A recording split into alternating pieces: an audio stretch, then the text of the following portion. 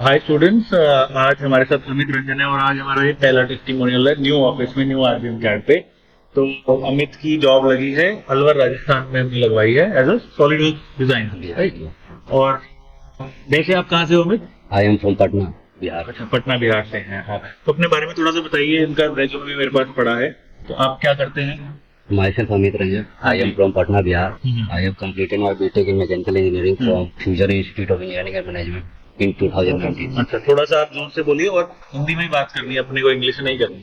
तो आप बिहार से हैं और बिहार। आपने इंजीनियरिंग करी? इंजीनियरिंग कलकत्ता से किया, Calcutta. Mechanical engineering mechanical engineering करी थी, ठीक है। और कब पास आउट हुए थे? 2019 में हुए थे। तो उसके बाद आपका करियर क्या क्या रहा, उसमें क्या किया आपने? उसके बाद सर इंजीनियरिंग करने के बाद मैं पुणे गया। हाँ। वहाँ जॉब फाइंड किया था मैकेनिकल इंडस्ट्री में। ठीक है। उस समय मतलब एज ए कंपनी से पेशेंट का उतना आइडिया था नहीं बाहर का। पुणे की जॉब कैसे लगी आपकी वहाँ पे?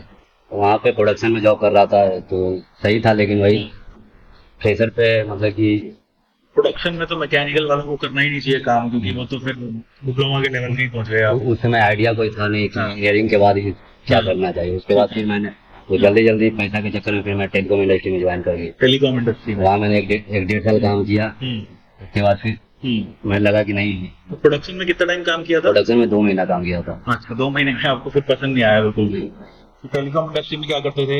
As a radio frequency engineer काम कर रहा था वो। टेस्टिंग वगैरह काम करता था, वहाँ 1.5 साल काम किया। ठीक है।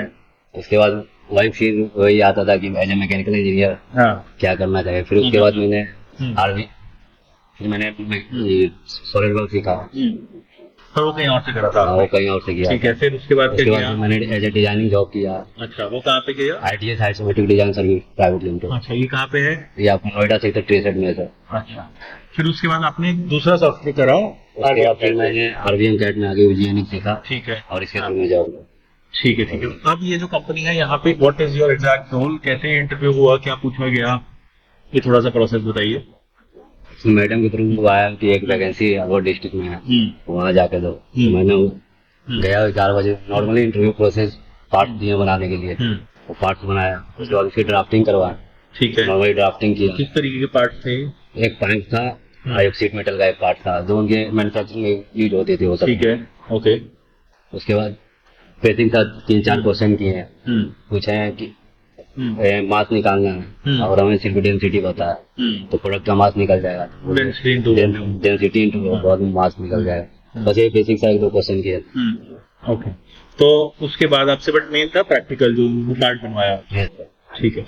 अभी क्या आपको सैलरी ऑफर करी है उन्होंने? 25 की CTC में। अच्छा, तो वो एक ये भी कह रहे हैं कि उसको 1-1.5 महीने में बढ़ा देंगे। अच्छा, और वो कंपनी करती क्या है? What is the profile of the company? Manufacturing AC parts बनाती है। ठीक है। इसके बाद ऑटोमोबाइल के और पार्ट्स बनाती है रिक्वायरमेंट के अनुसार। तो और भी डिजाइनर्स हैं वहाँ पे? हाँ, और उनकी 4 ब्रांच है और अलग अलग ब्रांच में डिजाइनर वहाँ बोर्ड में रहता हूँ। वहाँ बेसिकली एक AC का पार्ट्स हुआ, AC का पार्ट है जो हमें करते हैं। और कहाँ पे है उनका मतलब कंपनी? यहाँ पर रायको करके, रायको राजस्थान इंडस्ट्रियल एरिया, बहुत बड़ा इंडस्ट्रियल एरिया है। घिलोत के पास पड़ता है, हरियाणा राजस्थान बॉर्डर के पास। ओके, ठीक है। तो आगे आपका क्या प्लान है? आप मतलब what is your future plan? वहाँ sir as a CAD design engineer करूंगा। उसके बाद as a tool design engineer के लिए प्रोग्रेस में as a tool design engineer. तो यहाँ से आपने सिर्फ ऑटोकैड के साथ भी सिर्फ NX सीखा था? सिर्फ NX सीखा था। और कितना टाइम लगा था? 5 साल को मैंने यहाँ फर्स्ट क्लास हुआ। अच्छा, तो अभी तो 1 महीना ही हुआ है। आज तो कितनी मार्च है? आज 18 मार्च है। 1.5 मंथ। 1-1.5 महीने आपको लगा। कितने इंटरव्यूज दिए आपने? दूसरा। अच्छा, पहले वाले में क्या हुआ? पहले वाले में पार्ट्स बनाने दिए थे। हाँ। लेकिन वो पार्ट्स बनाया, लेकिन वो प्रोसेस पहला प्रोसेस बनाया उससे मतलब पार्ट्स कॉम्प्लिकेटेड हो गया था। ठीक है। फिर मैंने दूसरा प्रोसेस स्टार्ट किया तो उसमें थोड़ा लेट हो गया। ओके। तो उसने बोला कि फिर उसके बाद रिव्यू में उनका सही नहीं था। ओके, वो कौन सी कंपनी थी? कोई बात, ठीक है। तो ठीक है, मतलब अब देखिए, एक फील्ड पकड़ी है। पहले आपने ड्राइव टेस्ट इंजीनियर, उससे पहले प्रोडक्शन, फिर कैड का तो हुआ, आपको 1 साल का एक्सपीरियंस है आपको। अब और आगे इसको 5-6 साल की एक सॉलिड फाउंडेशन जब बन जाएगी ना आपकी एक फील्ड में, देन आपकी एक्चुअल ग्रोथ स्टार्ट होगी। मुझे लगता है मतलब 2 साल के बाद ही आप बहुत अच्छा एक पिकअप कर लेंगे।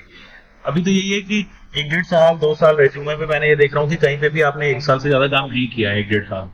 अब एक सॉलिड 2-3 साल का वर्क एक्सपीरियंस जब होता है ना, तो एक प्रोफाइल बहुत ज्यादा चमक के आती है उसके बाद। Focus on that. फिर उसके बाद देखते हैं फिर। अब आपको कोई, अब आई वुड ऑल्सो सजेस्ट कि मे बी 2 साल बाद आप कैटिया भी करो, क्योंकि कैटिया बहुत बड़ी बड़ी कंपनीज यूज करते थे, जेबीएम ऑटो है वो कैटिया यूज करती है, तो ऐसी कंपनीज में फिर सैलरी पैकेज भी ऑटोमेटिकली बहुत हाई होता है। ठीक है, but congratulation. Thank you sir. हाँ, और यहाँ आपको मतलब सब समझ आ गया था, टाइम मिल गया था? यहाँ सब ओके, प्रैक्टिस का भी टाइम लगभग मिलता। अच्छा, सुबह 10 बजे आते थे, शाम के 6 बजे। तो अपने लैपटॉप पे करते थे कि नहीं, यहाँ इंस्टीट्यूट का सिस्टम है। ठीक है, थैंक यू। Thank you.